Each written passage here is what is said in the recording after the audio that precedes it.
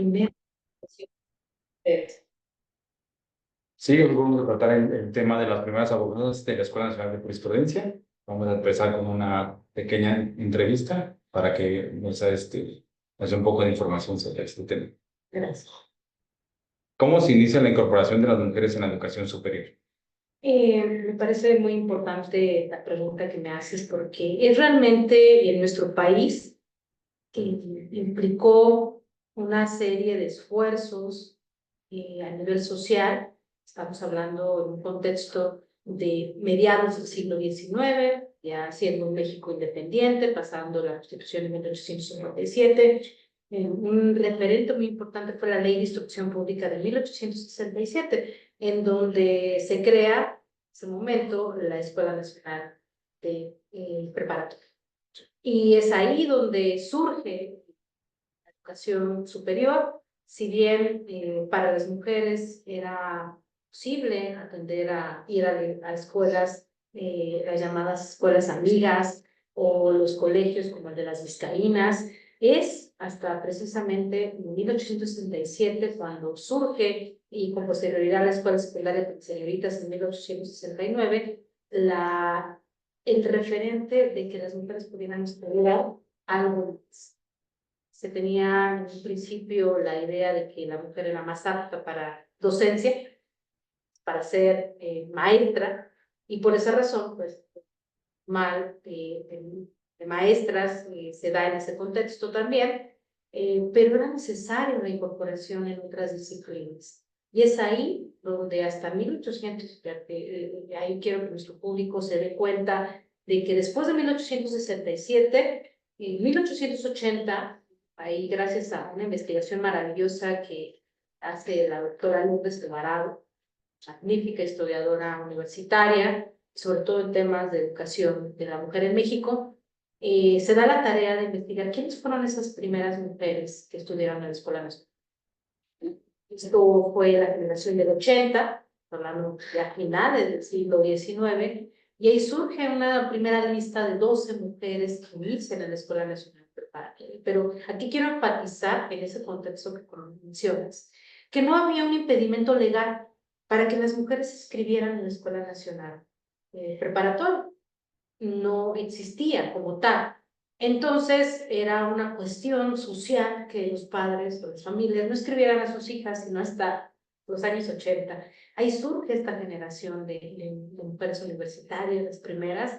Ahí encontramos a Matilde Montoya, la primera médica, a María Asunción Sandoval, la primera abogada, Margarita Chornier, que fue la primera dentista. Entonces, ahí es donde se da el caldo de cultivo idóneo, yo lo llamo de esta manera, quizás molando un poco ese positivismo de la época, porque es bajo ese pensamiento positivista que se da esa incorporación de la mujeres a la educación. A ellos quiero reconocer, estamos ya ubicando históricamente en esos años, en México estaba bajo el régimen del porfiriato, y se dicen muchas cosas sobre Porfirio Díaz. Yo quisiera en este momento rescatar lo bueno que yo veo en el impulso que generó a estas mujeres, ¿no? Tenía a su secretario de Instrucción Pública y él daba la indicación de que se le fortaleciera a las mujeres.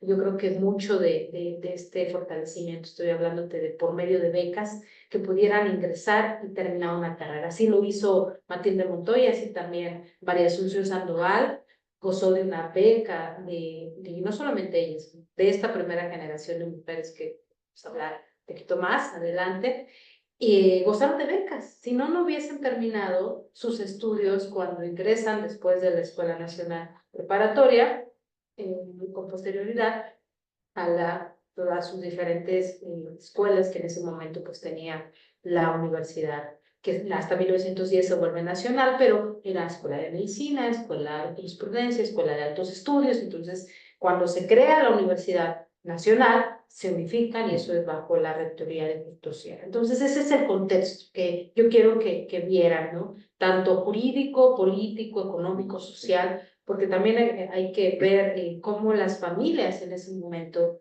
vivían, y muchas de estas familias pues preferían que sus hijas pues, se dedicaran a otras cuestiones un poquito menos o más propias, casi recordando ahorita en este agosto el fallecimiento de una gran feminista que es Rosario Castellanos, en ese eterno femenino en donde siempre ha sido ubicada la mujer en un rol de cuidados, pues no era posible o factible ver a nuestras primeras mujeres universitarias. Entonces, eso para mí es emblemático, entonces creo que ahí en ese contexto se da esta incorporación. Sí, sí, justo esa era la siguiente pregunta de cómo era el contexto histórico-social en esos años en México, pero creo que ya estaba más que contestada. ¿Y en qué consistían los estudios de la licenciatura de Derecho en la Escuela Nacional de Jurisprudencia? Precisamente en esas épocas, ahora es el edificio donde estamos, posteriormente por ahí de mediados de 1900 se reincorpora de nuevo en San Ildefonso, pero estuvo en el convento de la Encarnación, antes la Escuela Nacional de Jurisprudencia. Es ahí donde estudió precisamente nuestra primera abogada, María Jesús Sandoval, y después ya cuando y regresa a este recinto, es cuando se da y estudian las demás abogadas que se van a incorporar, ¿no? Eso lo quiero enfatizar. Y pues la carrera consistía en estudios de 5 años, con las diferentes materias sólidas, que muchas de estas materias siguen siendo parte fundamental de nuestro tronco universitario de asignaturas base, ¿no? Derecho romano, derecho constitucional, derecho, en aquel momento, pues bueno, no conocíamos lo que hoy tenemos materias como derechos humanos, ¿no? Derecho penal, derecho civil, entonces eran como las materias nodales de formación. Y consistía también, y yo quiero resaltar en ese sentido, una práctica profesional de 2 años, que primero era en despachos de abogados prestigiados de la sociedad mexicana, pero también en despachos, parte de despachos de tribunales civiles y penales. Esto me parece muy bueno, yo creo que ahí la doctora Spetman, que tiene una publicación muy interesante sobre la historia de la facultad, como en continuidad de Mendieta y Núñez, que también es una joya, la historia de nuestra facultad de Derecho, enfatizan, ¿no? Precisamente la currícula, cómo va cambiando, cómo se va enriqueciendo a lo largo de los años y precisamente, ¿no? Con la incorporación de las nuevas tendencias en materia penal, civil, pero lo que sí era relevante era esta práctica en los despachos, tanto de prestigio como en los juzgados civiles y penales, que no la tenemos ahora en nuestra currícula, ¿no? Pero era importante y necesaria que cubriera, después de todas esas asignaturas, estaban consideradas en 5 años, que tuvieran esa práctica profesional para poder después hacer una disertación, una tesis para obtener el grado. Esto fue muy importante, ningún abogado podía titularse si no tenía al final esas prácticas, cubiertas todas las materias y después hacer su tesis para defenderla ante el jurado. Sí, sí, sí. Ha cambiado un poco, ¿no? Ahorita solamente es hacer tesis, hay formas de diplomados, que ya hay muchas formas de titularse. Sí, realmente sí, ha sido progresivo. Yo he trabajado, lo mencionaste, en la universidad, conozco bien el sistema jurídico universitario.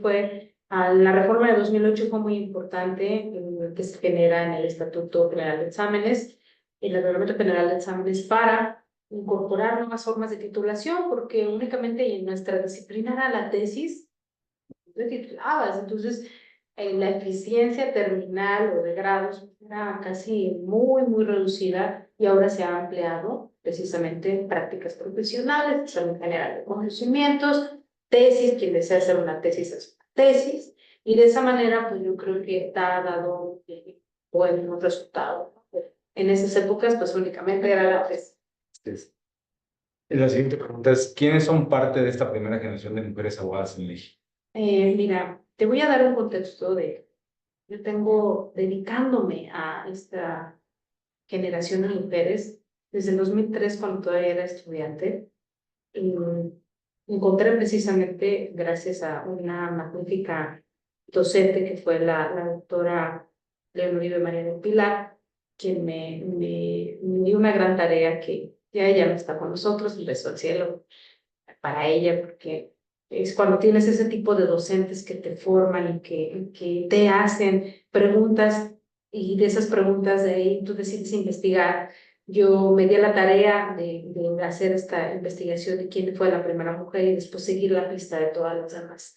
Ha sido a lo largo de 2003 a 2024, pues, bastantes años, en donde precisamente en estas paredes, en estos lugares donde veo tantos libros, encontramos las tesis de las primeras mujeres abogadas, su incorporación, está sus expedientes en el archivo histórico de la UNAM. Gracias precisamente, una muy buena sistematización la hizo la doctora Lourdes Alvarado.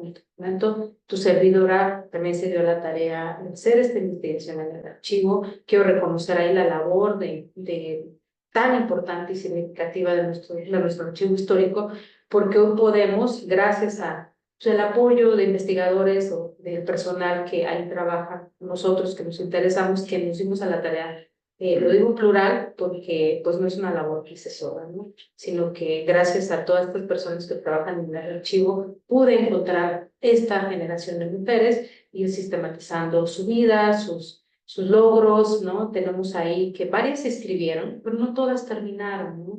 Tenemos a muy pocas teniendo, haciendo sus trabajos de recepción como tesis. Ahí te referiría a la segunda mujer después de María Asunción Sandoval, Clementina Batalla de Basols, ¿no? Por el apellido que adquiere después de casada, pero es Clementina Batalla Torres, su apellido de soltera, la segunda mujer abogada, ¿no? Pero también hubo otras que estuvieron inscritas al igual que ella, ¿no? Puedo mencionarte a Gloria Mejía, que incluso también, con posterioridad, ella fue una de las 5 mujeres, de las primeras 5 mujeres en titularse. Raquel Fernández, podemos decir que la cuarta mujer, y así te puedo dar esta lista de mujeres universitarias. Gloria Mejía incluso fue mamá de nuestra querida catedrática de la Universidad Nacional Autónoma de México, la doctora María Elena Mejía, que durante muchísimos años fue directora del Seminario Internacional. Y Gloria Mejía también estudió en estas épocas, estamos hablando ya de 1900, estoy hablando de 1910, 1920, cuando después de casi 20 años entra otra generación de mujeres universitarias, ¿sí? Pero de todo ese que procuramos ir realizando en cada una de ellas, una lista de 16 mujeres, y entre ellas también están unas hermanas que son la familia Ugarte Z, que ellas son emblemáticas porque estudiaron en la Escuela Nacional de Jurisprudencia. Una de ellas empieza en la Escuela Nacional de Jurisprudencia y después termina en la carrera en medicina, ¿no? Pero después sí tenemos a Albertina Z, que sí termina la carrera y seguimos la pista de ella y resulta ser la primera diputada en el Estado de México. Entonces, la primera notaria. Es importante dar ese seguimiento a esa primera generación porque vamos viendo qué fue de ellas, ¿no? Mucho, te voy a hablar de Raquel Fernández, y que hace precisamente también, al igual que Clementina Batalla de Basos, que hacen tesis refiriéndose a derechos de las mujeres en ese contexto. Y Clementina lo hace sobre derechos laborales y también Raquel Fernández lo hace hablando de los derechos de la mujer en la Constitución. Y ella tuvo cuando tú revisas su expediente de cada una de ellas, observas tanto de Clementina como de Raquel, como de Gloria Mejía, que tienen becas o que tuvieron becas y que hay una serie de boletas y de reportes ahí en donde ellas tenían que justificar, fíjate, tenían que justificar que si llegaban tarde, porque llegaban tarde a la clase. Y eso es algo que yo observé de otros expedientes de otros alumnos, en donde no era tan necesario la justificación de una falta. Y entonces de repente era, o el tranvía no llegó a tiempo, entonces si no llegó a tiempo, hizo que yo no pudiera trasladarme hacia la Escuela Nacional. Pero no solamente eso, a mí me da una lectura muy importante que yo quiero compartir con el público que lo sigue y aprovecho para saludar también a todos en redes sociales, que fíjate, qué interesante ver que los espacios eran únicamente y exclusivamente para hombres. ¿Dónde iban al baño, no? Y ahí es una pregunta que yo me hice justo después de haber visto una película de estas mujeres pioneras en la NASA.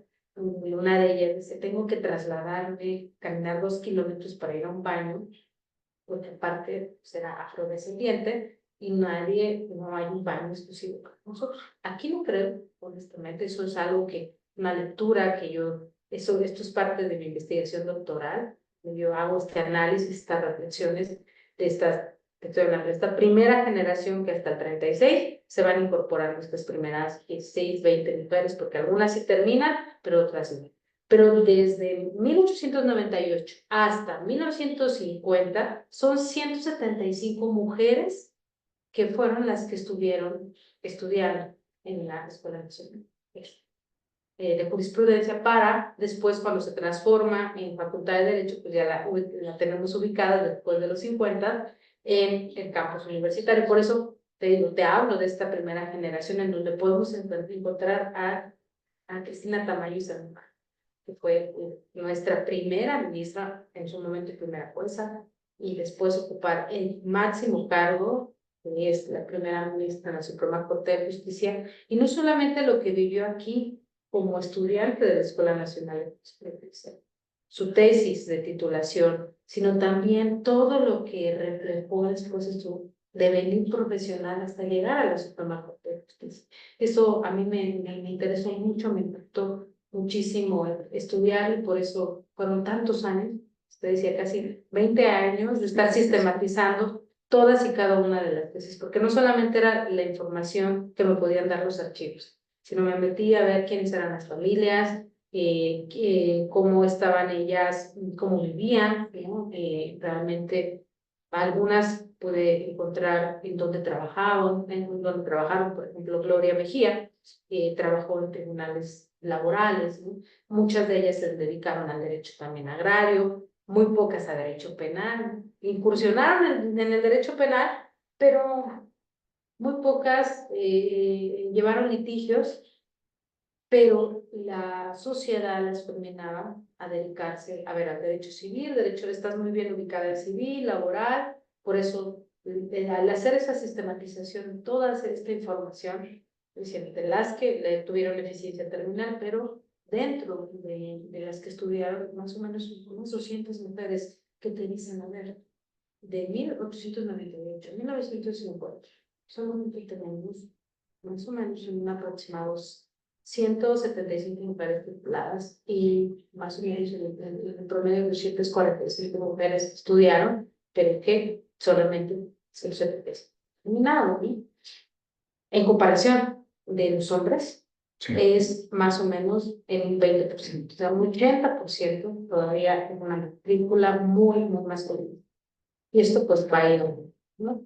Sí, estaba de referente. ¿Cuáles fueron las barreras que enfrentaron? Yo supongo que son esa parte de, no sé, que una mujer no podía como, dedicarse al derecho penal porque estaba muy, esa parte del machismo de la mujer no puede ver esta parte de penal, de, no sé, ellas se dedican al civil, que es un poquito más cómodo para ellas, suponiendo, bueno, pensando cómo se vivía en esa época, ¿no? Entonces, Sí, esas sí, eran las barreras que... eso es importantísimo, y gracias por recordarlo, porque aparte de las barreras que te ponía la sociedad, las propias barreras que ellas enfrentaban, en el momento de esto, quiero destacarlo, yo lo hago de una forma significativa en este trabajo de investigación, de no solamente rescatar la biografía de ellas, sino ver que su lucha les hizo al final abrirle espacio a otras mujeres, o sea, ser referentes.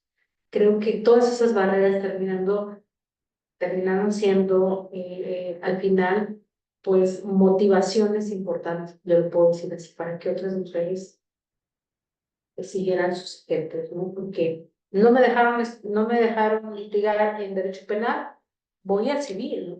Entonces, continuar así, no desecho la carrera porque no me dejaron estar en la línea donde estoy. Entonces, eso para mí es inspiracional, ¿no? No soltar, no dejar la toalla, punto la toalla y ya no, una carrera que me tardé en terminarla, no, al contrario, creo que muchas de ellas, a pesar de que las llevaron a otros rumbos, ellas brillaron en esos espacios, eso es lo que supieron aprovechar esto comúnmente nosotros vemos, ¿no? Ahora que fue la pandemia, ¿no? Que pensamos en esa crisis y en esa crisis se ve una oportunidad, ¿no? Yo lo veo con ellas, entre sus obstáculos, creo que lo vieron en su generalidad, todas en oportunidades para seguirse desarrollando, ¿sí?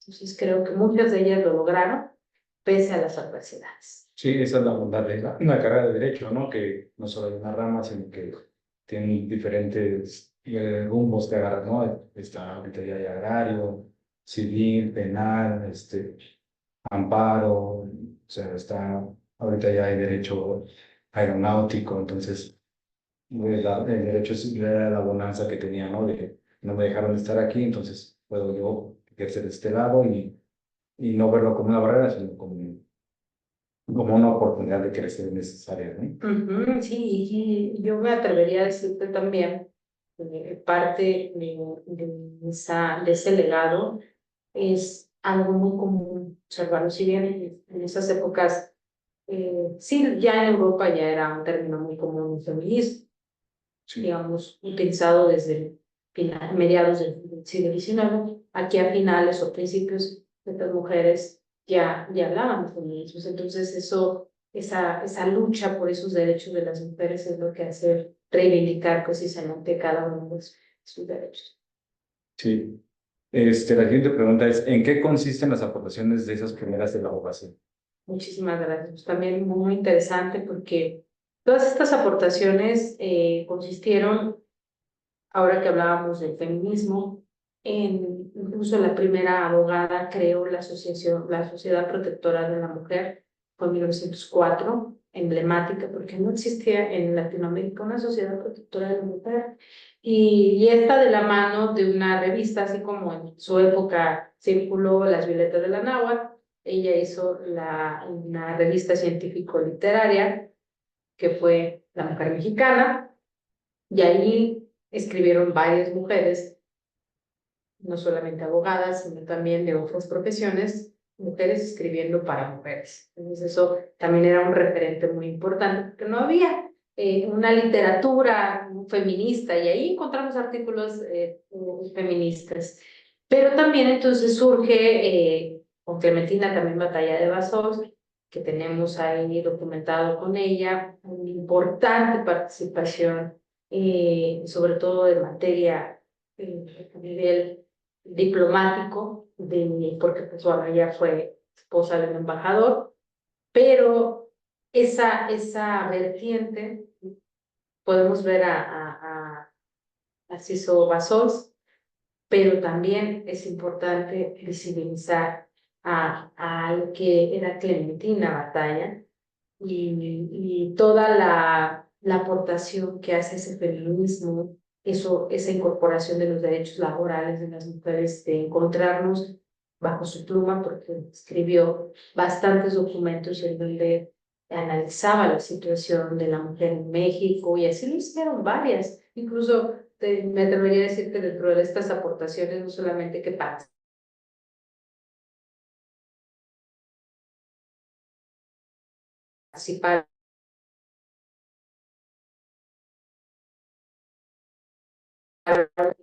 y reivindicaciones de los derechos de las mujeres, se vieron un poco mermados por todos estos movimientos también. La mujer se incorpora, sí, la mujer mexicana se incorpora a estos movimientos, pero se deja un poco de lado, o yo creo que esa es una de las aristas ahí de interpretaciones, tal vez porque no hubo tantas mujeres abogadas, su incorporación de mujeres abogadas en esas épocas, pues por la Revolución Mexicana, pero no así quiere decir que toda su participación que se hace de ellas, bueno, Hermila Galindo no fue abogada, pero tenemos cuenta de que ella participó también en movimientos feministas en donde incorporaron a mujeres, en donde también participamos, yo también junto con otras colegas, entre ellas menciono a la doctora Leticia Bonifaz Alfonso, que ella es una gran historiadora, jurista, ha trabajado también mucho el tema de Clementina Batalla de Bassols, a ella le reconozco bastante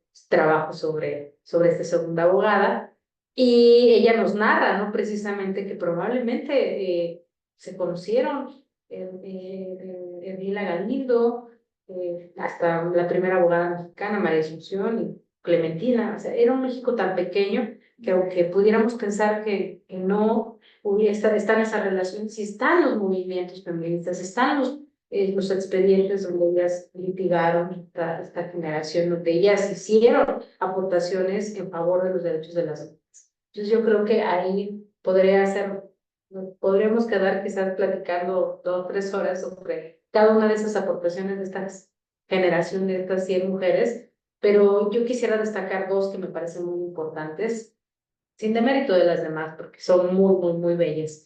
Pero con estas 2 te voy a dar, para mí, yo soy maestra de metodología de la investigación jurídica desde hace ya algunos años en la facultad, y siempre les digo a mis alumnos, ¿no? Hay que entender no solamente lo cuantitativo, sino lo cualitativo. ¿Qué me dice el número? Sí, me da un gran porcentaje de mujeres, podemos decir, ¿no? En la época, a ver, 175, pero ese 175, ¿qué hicieron?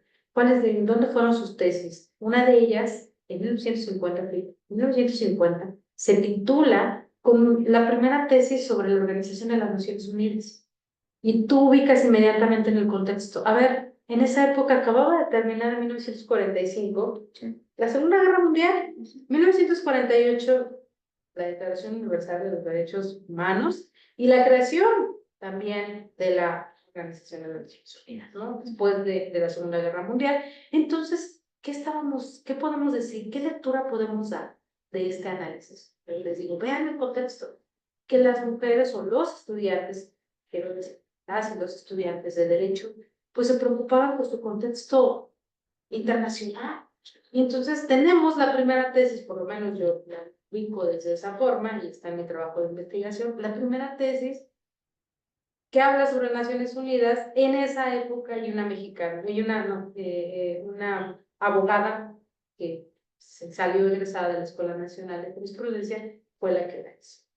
Pero esta abogada era hija de padres migrantes, digamos, alemanes, que vinieron aquí a instaurar la Volkswagen, ¿no? Entonces ella era alemana, pero estudia aquí y logra titularse con esta tesis. Entonces es una maravilla, así como datos como este, te puedo decir que a mí me dan elementos muy importantes de análisis de cada una de ellas. Y el segundo, precisamente es el hecho de ver a una María Carreras Maldonado, que fue la primera mujer universitaria, que estamos en nuestros recintos universitarios, en ocupar un puesto de administración a nivel universitario alto. No estoy diciendo no fue abogada general, pero fue la primera ombudsman, ¿sí?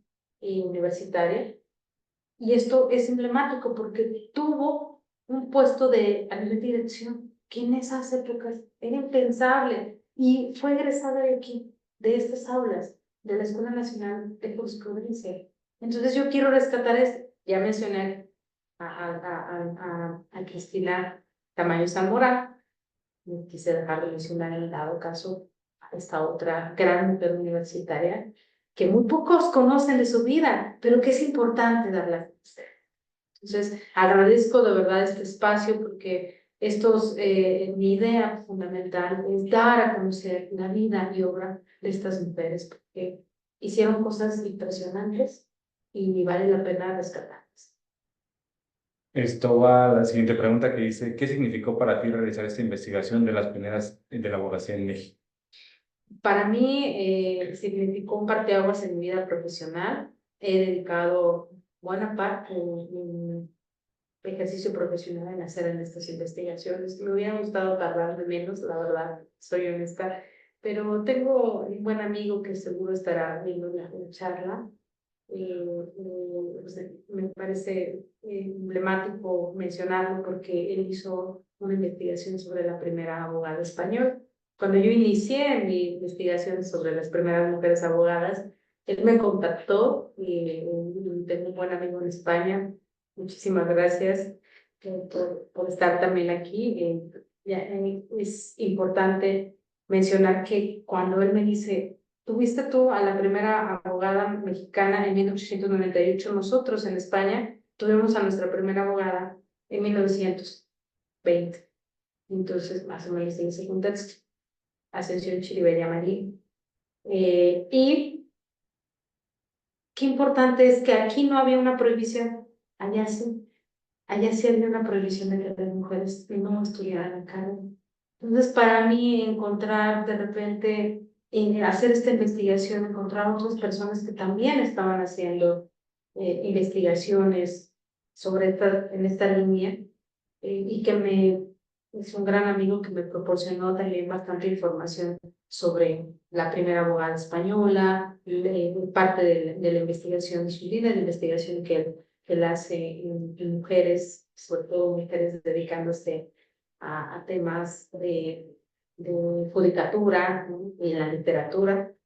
Entonces, para mí fue un parteaguas que ha sido durante estos 20 años maravilloso construir, ¿no? Ir construyendo un rompecabezas que hoy tiene una forma, que hoy tiene rostros, que hoy tiene una historia de estas mujeres. Entonces, para mí es el reconocimiento también a estas personas que me apoyaron. Estoy hablando de autoridades universitarias como el doctor Imer Benjamín Flores Mendoza, que si no hubiese sido ahora es nuestro jefe de la División de Estudios de Posgrado, pero que en aquel entonces era secretario académico.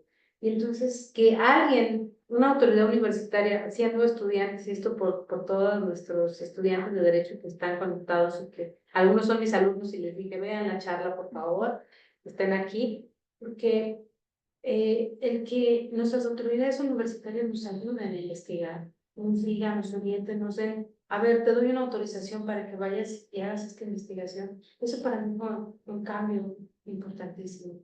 Me ayudó a nivel estudiante a seguir una trayectoria de investigación y a su vez también inspirar, yo espero, inspirar a otras futuras generaciones de hacer estudios que sean realmente de fuentes primarias, porque es muy hermoso encontrarte, imagínate, para poder darte la idea de, a ver, esta mujer se tituló, pero tuvo que haber tenido un acta de nacimiento. ¿Qué pasó con ella? ¿Cómo murió? Por eso tardarse tanto en buscar incluso quiénes eran o quiénes fueron sus papás, es irte a los registros públicos, es una labor titánica, pero que tiene hermosos frutos. Hoy lo veo desde esa perspectiva, porque fue construyéndose poco a poco. Sí, bueno, eso para mí sería lo más emblemático. Entre otras de las personas que quiero reconocer el apoyo, es otra gran maestra de la facultad, es la doctora Tere Ambrosio, que creyó en mí y publicó, vio mi artículo y me dijo, dámelo. Lo publicó la revista en aquel entonces, la revista del Mundo del Abogado, mi primer artículo de la vida de María Asunción Sánchez. Pues eso, maestros que crean en uno y después de 20 años ya ahora con un doctorado, me parece que es importante seguir haciendo esto. Cada docente debemos de tener esa inspiración en nuestros alumnos. Sí, sí, sí, de que vamos con la universidad tenemos esa oportunidad de que nos brinden ese apoyo de completar una investigación, que nos dejen, no sé, ir a archivos, a consultar, porque para consultar todo, como dice usted, en las fuentes primarias, y no que quede como de, según me contaron que uno mejor va a investigar como la vida de todas las personas, como usted dice, iba a investigar quiénes eran sus papás, el contexto social que vivieron, las oportunidades laborales que a lo mejor unas sí pudieron tener y otras no, que ahí a lo mejor ahí truncaron, por algunas, esa primera generación de abogadas a lo mejor por esa parte truncaron por esa parte social que estaban viviendo en ese momento, ¿no? Totalmente de acuerdo contigo. Entonces, sí invitar a nuestras alumnas y alumnos que se atrevan a hacer investigaciones de esta línea, porque de hecho es lo que es hablar de historia de las mujeres en México es la doctora Patricia Galana es una de las historiadoras que ha impulsado este tema como historiadora, pero ahora nosotras como abogadas es que había muy poco, entonces yo no encontraba nada y para mí sí fue picar un poco piedra, pero espero que mi investigación sirva para otras mujeres. Sí, claro que sí, yo creo que sí, les va a aportar mucho. ¿Cómo ha sido la incorporación de las mujeres en la abogacía en México, en tu opinión? Yo creo que ha sido lenta, definitivamente. Ahí los números no lo niegan, pero vamos al análisis que te comentaba, ¿no? El cualitativo. Ha sido lenta, pero significativa. Yo lo diría de esta forma, en donde nos hemos incorporado poco a poco, pero hoy, si te das cuenta, la mayor parte de las mujeres, somos mayoría de estudiantes, vemos la generación, los números, son mayormente mujeres las que están ingresando a las aulas, pero todavía tenemos como una especie de embudo, porque no todas se titulan, no todas llegan a grados de maestría, no todas llegan a grados de doctorado, entonces seguimos teniendo como que ese embudo. Importantes sus aportaciones, creo, significativas, por eso hay que darles a conocer, ¿no? Desde su título, de sus trabajos, de investigación, todo esto, sus aportaciones en la sociedad, ¿no? Porque muchas de ellas han formado grupos colectivos en donde han defendido los derechos de las mujeres desde diferentes aristas, civil, penal, laboral, mercantil, agrario. Déjame decirte que en el derecho agrario muchas han estado incursionando y ahí por eso la importancia de la primera doctora, la doctora Chávez Padrón, que fue la primera doctora en nuestra universidad, y Marta Chávez Padrón, y ella incursionó en derecho agrario. Muchos de los trabajos que yo observé de estas mujeres eran en derecho agrario, derecho laboral. Los tengo ahí sistematizados todos estos trabajos y creo que precisamente sí, fue lento, pero muy significativo. Todas las aportaciones que fueron haciendo, porque después seguí la línea de cada una de ellas donde fueron terminando y me doy cuenta que ampliaron los espacios a más mujeres, o sea, nos abrieron brecha, donde ahora yo soy una generación realmente del 2000, yo soy 2000-2004 cuando inicié en la licenciatura, y creo que no hubiese sido posible que yo estuviera sentada, ¿no? Sin antes esta generación de mujeres que empezó aquí, en la Escuela Nacional. Sí, sí, sí, eso es una parte importante, ¿no? De cómo fueron primeras, pero en todos los sentidos, ¿no? De abrir esas brechas y de esas oportunidades que ahorita, sin la carrera, la Facultad de Derecho, la matrícula, como se dice, es mucho más grande, son mujeres que hombres. Entonces, sí hay que dar ese valor, de esa aportación que se hizo a la lucha desde la primera abogada, que van pasando unos años por esas oportunidades que ahorita tenemos, que parecieran que nacieron y es fácil nada de inscribir y hacer universidad y antes era un poquito imposible hacerlo. Sí, muchísimas gracias, es una muy bonita reflexión. ¿Cuáles son los avances y retos de la profesión jurídica, especialmente para las mujeres? Yo creo que hemos tenido avances, como contaba hace un momento, hemos tenido avances, pero no debemos dejar de pensar que porque han existido esos avances ya esté todo dicho, ¿no? Hoy se habla de tiempo de mujeres.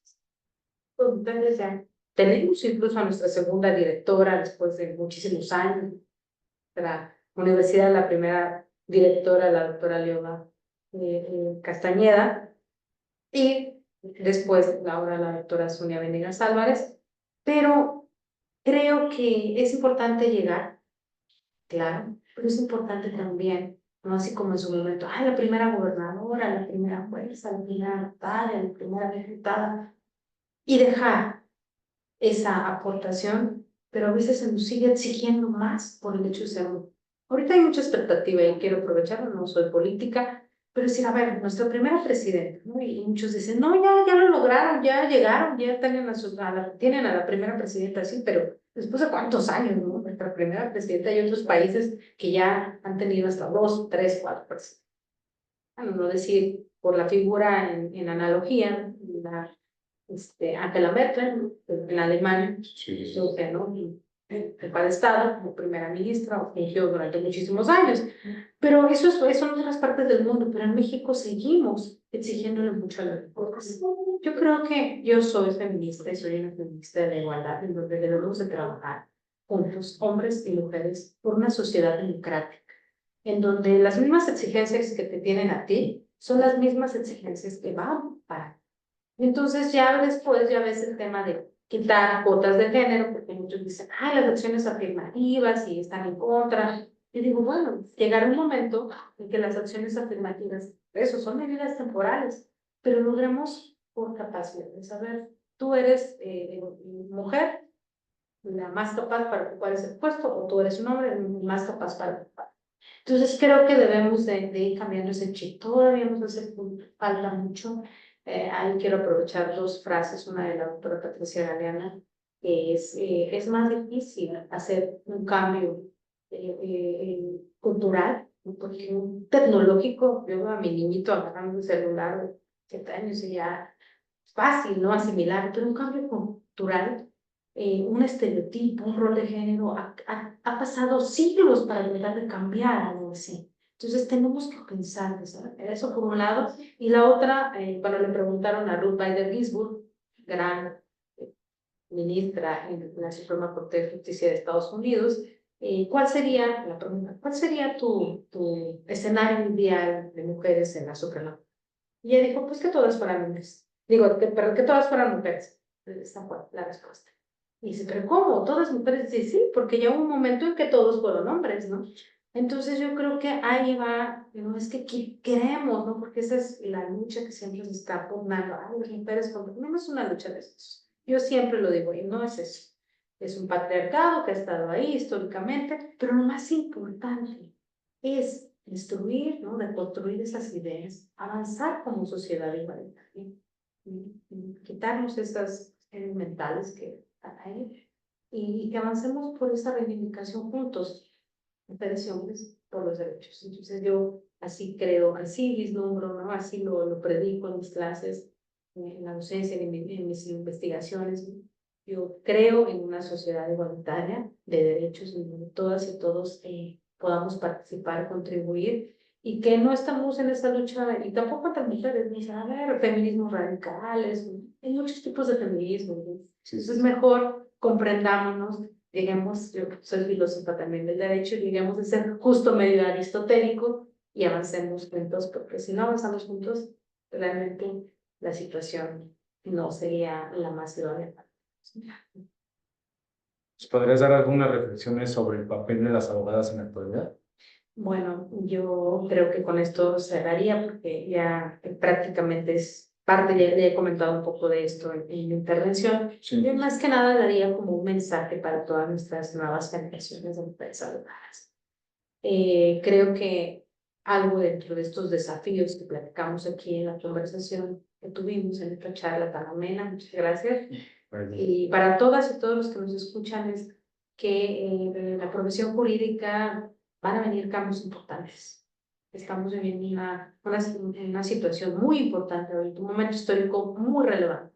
Yo creo que tenemos que participar y cerrar filas, todas y todos, para defender nuestro Estado de Derecho, nuestra posición. Los poderes de la Unión siempre han existido, tienen una división por algo, ¿no? Pesos y contrapesos. Entonces, yo creo que debemos defender muchísimo el gremio, ¿no? de abogadas y abogados, la profesión jurista. Yo me gustaría decirlo de esa manera, ¿no? Jurista, porque es un término que me encantó, fue mi profesor, el doctor Ignacio Grúa, y tengo su libro de Jurista y el Simulador. Seamos verdaderos juristas, hombres y mujeres, no simuladores del derecho, porque si no es ahí donde la impartición de justicia pierde esa importancia y que la sociedad nos sienta cercana, realmente que haya una sociedad que diga, tenemos tribunales y por eso hay tantas situaciones que yo observo que muchas personas no sienten cercanos al poder judicial, y si no lo sienten cercano, entonces nosotros tenemos que tener una función muy importante como abogados, todos, desde el litigante, desde el que está trabajando en la administración pública, desde el que está en el poder, todos y cada uno de nosotros creo que deberíamos de valorar mucho esa parte ética de nuestra profesión. Ahí lo diría de esa manera, porque debemos de considerar que parte de todo de esta situación que hoy estamos viviendo es precisamente esos malos ejemplos que no somos todos, desafortunadamente no. Muchos trabajamos en favor de la justicia y por unos pagamos todos, entonces creo que todas y todos tenemos que trabajar por ello. Sí, vi que traías un libro. No, es parte de mi tesis De esa parte, ¿no? ¿Te gustaría platicar esa tesis? sí, pues de mi tesis de doctorado y pues algo de lo que ya venía a platicar aquí era precisamente de esta primera generación. Son muchísimos más datos, quizás para otros momentos me gustaría muchísimo poder incorporarlos me encantaría hacer de cada una de estas mujeres un video, como lo hay ahora, y próximamente estaremos con un evento de la Facultad de Derecho, que del documental de la primera abogada mexicana, María Asunción Sandoval, que agradezco al Poder Judicial de la Federación, que viera mi trabajo de investigación doctoral y que dijera, vamos a hacer un video, un documental digno de la primera abogada. Entonces, yo agradezco muchísimo eso. Creo que es de nuestros pilares fundamentales del Poder Judicial, tenemos que defenderlo en ese sentido. Y para mí, el que miraran mi investigación y ahora, ojalá más adelante podamos hacer de la vida de cada una de ellas algo significativo para darlo a conocer, o sea, a la audiencia, a todos los abogados y abogadas, para que vean lo que ha significado, significó para estas mujeres el haber estudiado para derecho. Sí. Muchas gracias por estar con nosotros. Agradecemos a la maestra María Patricia Díaz Alonso por regalarnos un poquito de su tiempo, por estar aquí con nosotros en la Fundación Escuela Nacional de Jurisprudencia, que ahorita estamos en las instalaciones de la Escuela Nacional de Jurisprudencia. Entonces, eso le da otra... Claro, por eso te lo comentaba en un principio, me siento feliz y contenta porque estoy entre las paredes donde estudiaron esta generación de mujeres. Me siento feliz, gracias por la oportunidad, gracias a nuestras autoridades y pues gracias también al público que nos sigue para que sigamos trabajando todas y todos juntos en pro de un mejor país. Sí, gracias. No olviden compartir este video, denle me gusta ahí con sus familiares, amigos, coméntenles que tenemos buenos invitados, estamos hablando de interesantes temas para que puedan aprender. Agradecemos también detrás de los controles a Álvaro Galindo, que nos estuvo apoyando y muchas gracias. Muchas gracias por todo.